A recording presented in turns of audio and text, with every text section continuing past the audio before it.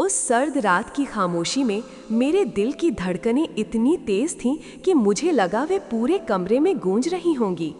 मेरे चचेरे भाई राहुल में मेरे सामने खड़े होकर जो शब्द कहे थे वे मेरे कानों में अब भी गूंज रहे थे। प्रिया, उन्होंने धीरे से कहा था।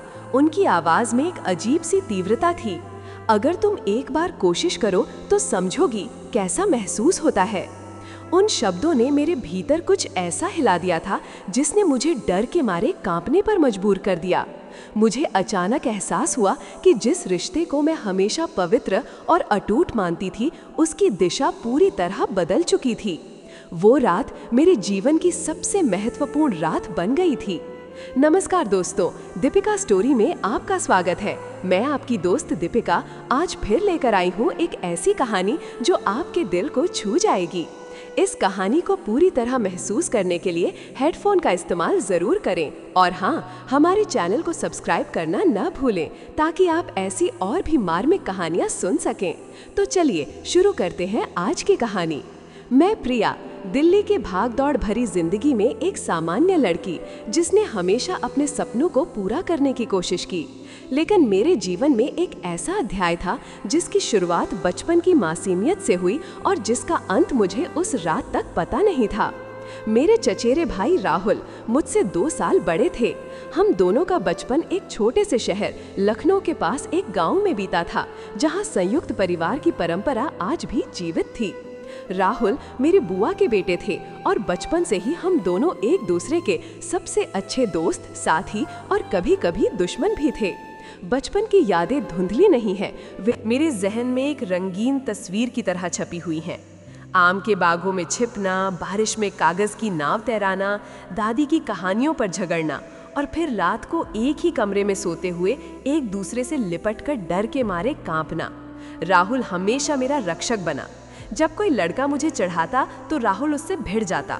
जब मैं किसी बात पर उदास होती तो वो चुपचाप मेरे पास आकर बैठ जाता और मुझे हंसाने की कोई ना कोई तरकीब ढूंढ लेता।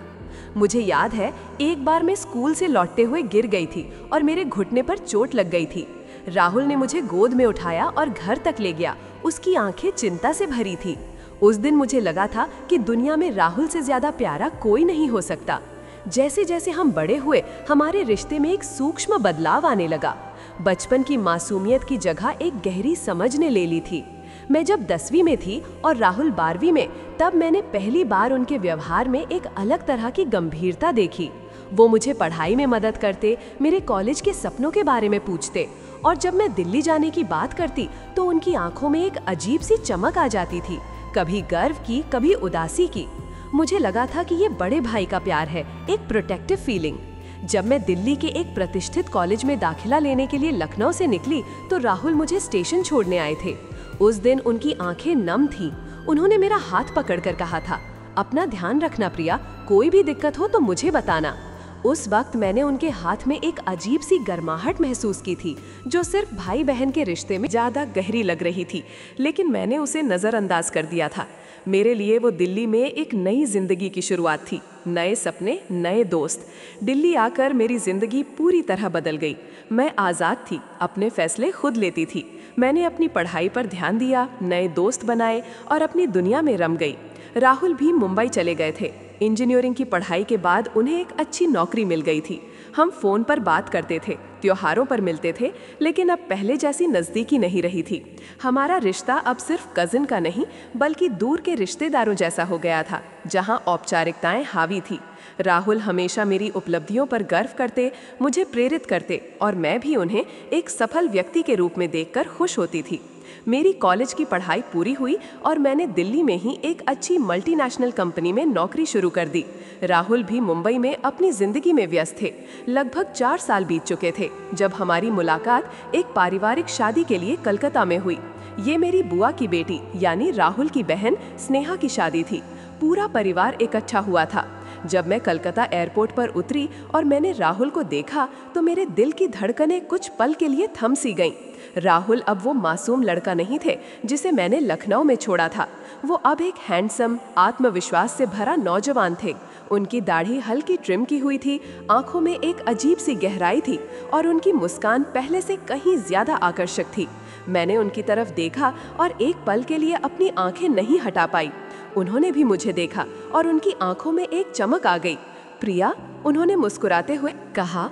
उनकी आवाज़ में एक नई तरह की मिठास थी।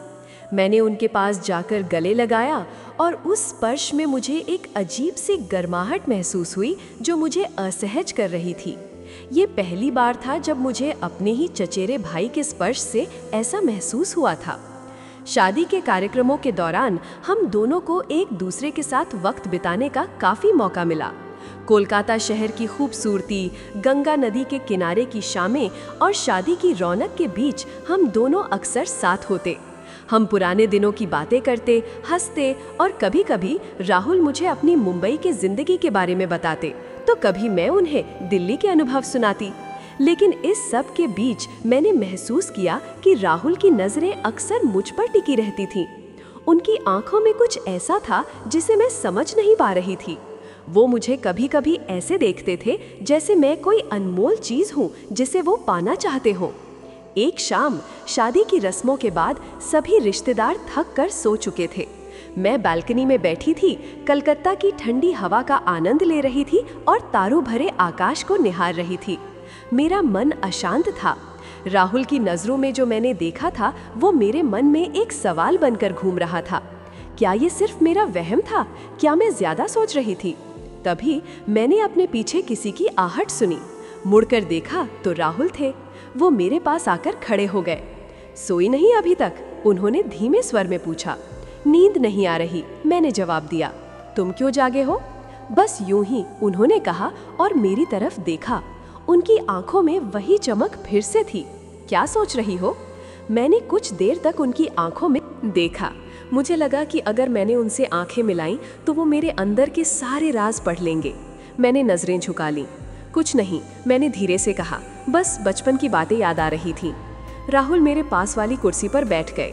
मुझे भी, उन्होंने कहा। याद है हम कैसे एक दूसरे के पीछे भागते थे? कैसे मुझे डांट पड़ती थी जब मैं तुम्हें परेशान करता था? मैं मुस्कुराई। हाँ, और तुम हमेशा मुझे बचाते भी थे। बचाता था क्योंकि तुम मेरी जिम्मेदारी थी, उन्होंने कहा। और अब भी हो। उनकी आवाज़ में एक अजीब सी गहराई थी। मैंने उनकी तरफ देखा और इस बार हमारी नज़रें मिलीं। उनकी आंखों में एक ऐसी भावना थी जिसे मैं पहली बार अपने लिए महसूस कर रही थी। ये भाई का प्यार नहीं था, ये कुछ और था, कुछ ऐसा जो मुझे डरा रहा था और साथ ही अपनी तरफ खींच भी रहा था। प्रिया, उन्होंने मेरा हाथ पकड़ा। उनका स्पर्श इतना कोमल था पर उसमें एक ज़बरदस्त ताकत थी। मेरा पूरा शरीर सिहर उठा।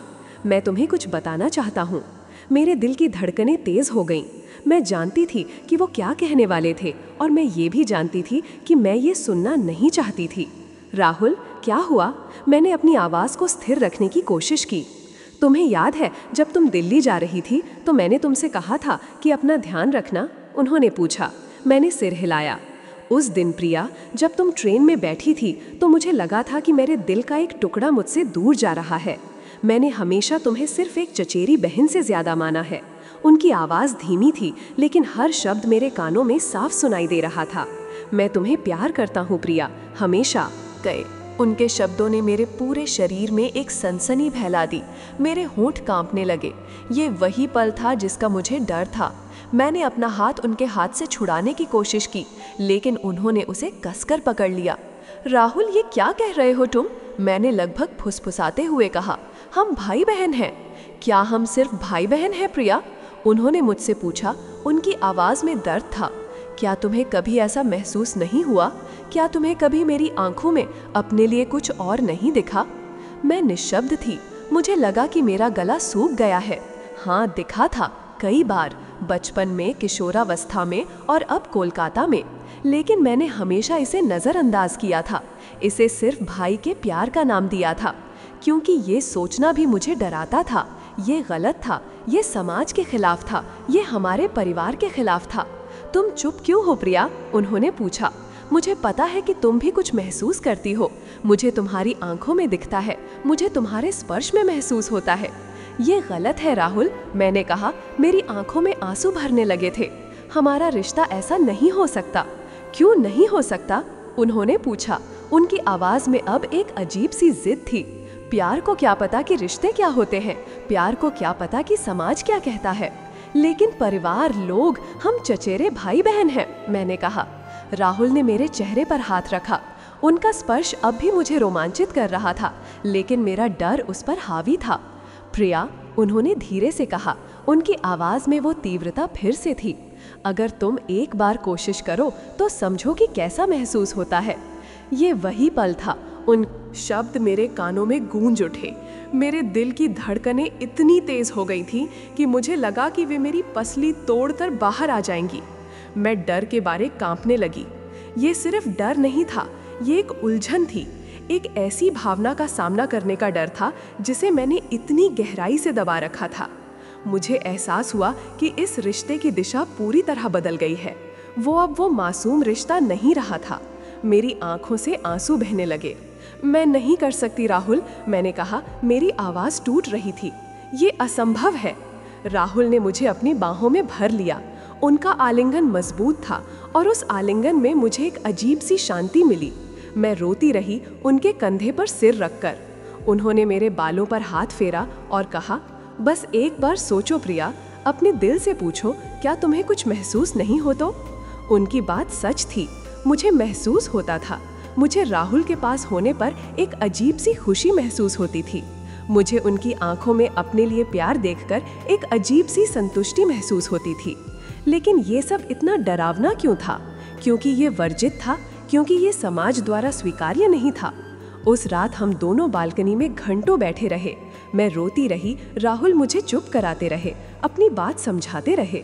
उन्होंने मुझे बताया कि कैसे उन्होंने अपने पूरे जीवन में मेरे लिए ये भावनाएं पाली थी, कैसे हर लड़की में उन्होंने मुझे ढूंढा था और कैसे वो मेरे बिना अपनी जिंदगी की कल्पना भी नहीं कर सकते थे। उन्होंने बताया कि कैसे मुंबई में रहते हुए भी उनका दिल हमेशा मेरे पास दिल्ली में रहता था। उन्होंने हर वो बात कही जिसने मेरे दिल में दबी भावनाओं को जगा दिया। धीरे धीरे मेरे आंसुओं का वेग कम हुआ। डर की जगह एक अजीब सी शांति ने ले ली। मैंने उनकी आंखों में देखा और इस बार मुझे सिर्फ प्यार और उम्मीद दिखी। उस पल मुझे एहसास हुआ कि राहुल का प्यार सिर्फ एक क्षणिक आवेग नहीं था, ये गहरा और सच्चा था। और मेरे अंदर भी उस प्यार के बीज अंकुरित हो चुके थे, जिन्हें मैंने डर के मारे हमेशा मिट्टी में दबा रखा था। मैं क्या करूं राहुल? मैंने पूछा। मेरी आवाज़ अब शांत थी, लेकिन उसमें दर्द था। कुछ मत करो प्रिया, उन्होंने कहा। बस अपने दिल की सुनो। अगर तुम्हें लगता है कि तुम भी मुझे प्यार करती हो तो हम मिलकर इस दुनिया का सामना करेंगे। अगर नहीं तो मैं तुम्हें कभी परेशान नहीं करूँगा, लेकिन कम से कम अपने दिल से झूठ मत बोलो। उनकी बात ने मुझे अंदर तक हिला दिया। मैंने अपने दिल से पूछा, क्या मैं राहुल को प्यार करती हूँ? जवाब स्पष्ट था, हाँ, मैं राहुल को प्यार करती थी। बचपन के उस मासूम रिश्ते से कहीं बढ़कर, एक ऐसे प्यार से जो मुझे उनके बिना अधूरा महसूस कराता था।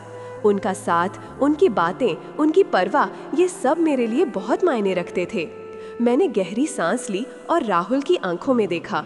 मुझे भी, मैंने फुसफुसाते हुए कहा, मुझे भी कुछ महसूस होता है राहुल।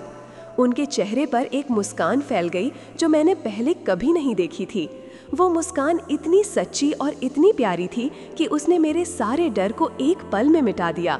उन्होंने मेरा हाथ फिर से पकड़ा और इस बार मैंने अपना हाथ वापस नहीं खींचा, बल्कि मैंने उनकी उंगलियों को कस कर पकड़ लिया। मुझे नहीं पता कि आगे क्या होगा राहुल, मैंने कहा। ये बहुत मुश्किल होगा। मुझे भी नहीं पता प्रिया, उन्होंने कहा, लेकिन मैं तुम्हारे साथ हूँ। हम मिलकर देखेंगे। अगर हम एक दूसरे के साथ हैं तो कुछ भी असंभव नहीं है। वो रात मेरे जीवन की सबसे महत्वपूर्ण रात बन गई।